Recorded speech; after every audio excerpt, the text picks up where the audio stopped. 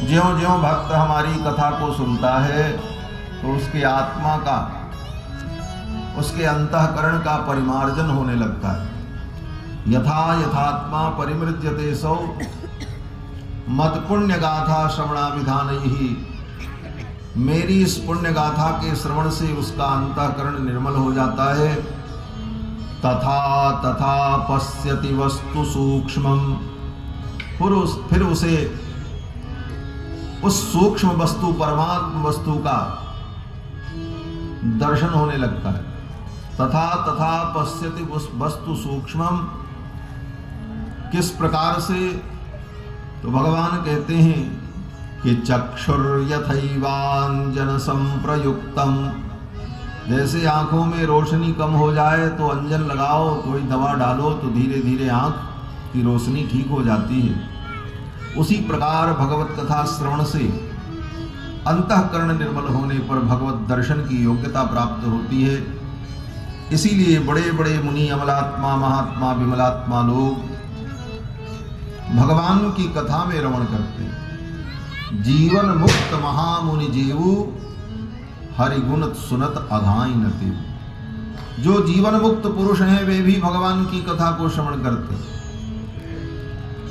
प्रायेण मुनयो राजन निवृत्ता विधिषेधतः नैर्गुण्यस्थारवन्ते स्म गुणानुकथने हरे।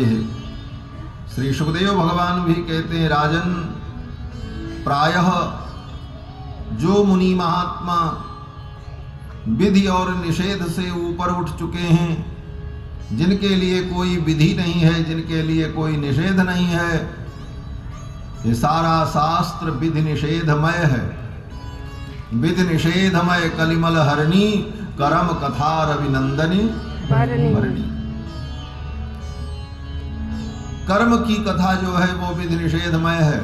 कौन सा कर्म करें, कौन सा कर्म न करें, इसी का नाम विधि और निषेध है।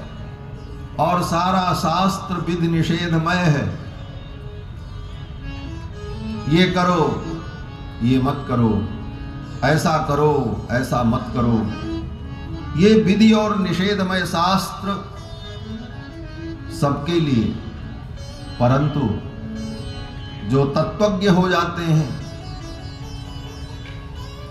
जो ज्ञान के उच्च शिखर पर पहुंच जाते हैं, भगवान के भजन में, भगवान की भक्ति में जिनको आत्म विस्मृति हो जाती है, ऐसे जो प्राणी हैं, भक्त हैं, उनके लिए कोई विधि निषेध नहीं होता। उनके लिए विधि निषेध का कोई बंधन नहीं रह जाता। और तो जो करते हैं वही विधि हो जाती है। भवन्ति लीला विधयश्च वैदिकास्त्वदीय गंभीर मनोनुसारिण। वो जो करते हैं वही विधि बन जाती है। परंतु ऐसे महापुरुष भी भगवान की कथा में रमण करते हैं, जिनके लिए कोई विधि नहीं है, जिनके लिए कोई निषेध नहीं है, तो वो क्या करे महात्मा? बोले वो भी भगवान की कथा में ही रमण करते हैं। प्रायेण मुनयो राजन निवृत्ता विधिषेधतः नैर्गुण्यस्थारवन्ते स्म गुणानुकथने हरेः। वो भी भगवान के गुण कथन में रमण करते हैं, भगवान का गुण वर्णन करते हैं, भगवान का गुण श्रवण करते हैं। आप इसी से अनुभव करो भगवान के गुण श्रवण की, भगवान के लीलाओं के श्रवण की कितनी महिमा है। व्यास भगवान तो यहाँ तक कहते हैं कि व्यक्ति ने यज्ञ किया, दान किया, तप किया, तीर्थ गया, पवित्र नदियों में स्नान किया, संत की सेवा की, ब्राह्मण की सेवा की, गौ की सेवा की, लेकिन इन सारे सत्कर्मों को करने के बाद भी अगर भगवान की कथा सुनने में उसका मन नहीं लग रहा है, कथा सुनने की रुचि नहीं हो रही है, कथा में वो दृढ़ता पूर्वक नहीं बैठ पा रहा है, इसका मतलब उसके सारे कर्म अभी तक निष्फल ही हैं, उसके कर्म सफल नहीं हुए। श्री वेदव्यास भगवान कहते हैं, कर्म सुनुष्ठित पुंसाम विश्वक्सेन कथासु यः नोत्पादयेद यदि रतिम श्रम एव हि केवलम।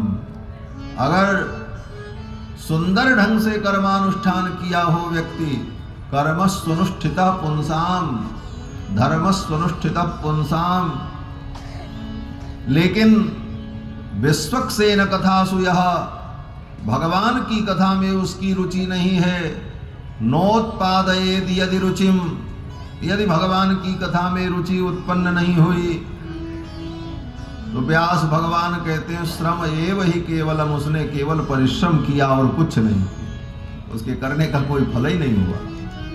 इसलिए भगवान की कथा समस्त शास्त्रों का सार है और यह अपने आप में एक महान योग है।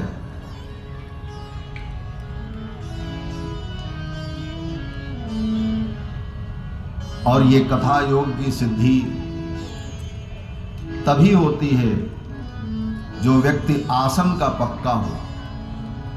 जैसे योग में यम नियम आसन, अष्टांग योग में यम नियम आसन प्रत्याहार, या योग में यम नियम आसन प्राणायाम प्रत्याहार धारणा ध्यान समाधि अष्टांग योग का वर्णन किया जाता है। उसी प्रकार भक्ति योग में आसन क्या है? बोले स्थिर सुखमासनम, स्थिरता पूर्वक सुख पूर्वक 4 घंटे बैठ करके कथा सुनने का अभ्यास हो, ये आसन की सिद्धि है। ये बैठना ही बड़ा मुश्किल होता है। दिन भर खड़े रहने को कह दो, आदमी खड़ा रहेगा, घूमता रहेगा, बात करता रहेगा, नहीं थकेगा। लेकिन कह दो चुपचाप 3 घंटे बैठो और सुनो, उसको लगेगा महाराज कहाँ फांसी पर चढ़ा दिया लाकर। और ये सफलता जीवन में आ गई तो आपका सारा योग सफल हो जाएगा। जप तप ध्यान जो भी करना है सब में बैठने की आवश्यकता होती है, और स्थिर पूर्वक बैठना, स्थिर सुखमासनम। और ये अभ्यास अगर बन गया तो कथा श्रवण भक्ति भी आपकी सफल होगी, जप भी सफल होगा, ध्यान भी सफल होगा, पाठ भी सफल होगा। और बैठने का अभ्यास नहीं बना पाए तो फिर कुछ नहीं होगा। कथा में यही होता, लोग आते तो हैं, थोड़ी देर बैठते हैं, बस उसके बाद इधर से उधर उधर से उधर होने लगते हैं, स्थिरता नहीं है। आज भी कोई सुनने वाला हो तो आप इसको अन्यथा मत समझना। 7 घंटे 8 घंटे 6 घंटे 7 घंटे कोई बड़ी बात नहीं। मैं ऐसे बैठे बैठे आपसे बातें करता रहूं, भगवान की चर्चा करता रहूं, कोई बड़ी बात नहीं। यही आसन की सिद्धि है। भगवान के चिंतन में आप बैठ जाओ, आनंद लेते रहो, मन आपका स्थिर हो जाए, ये बहुत बड़ा योग है। और यही योग जब तक नहीं बनता तब तक चंचलता बनी रहती है, स्थिरता नहीं आती है।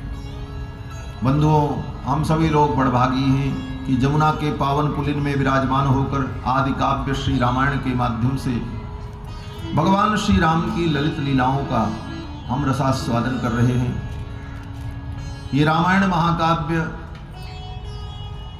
गायत्री भाष्य भूतोसौ, गायत्री मंत्र का भाष्य है, मानो गायत्री का व्याख्यान है। और भगवान श्री राम का पावन चरित्र महर्षि वाल्मीकि वर्णन करते हैं। कल के प्रसंग में आप सभी लोगों ने श्रवण किया कि भगवान अयोध्या में प्रकट हुए। भगवान को अयोध्या में प्रकट होने के लिए देवताओं ने प्रार्थना की। रावण के त्रास से देवता दुखी थे।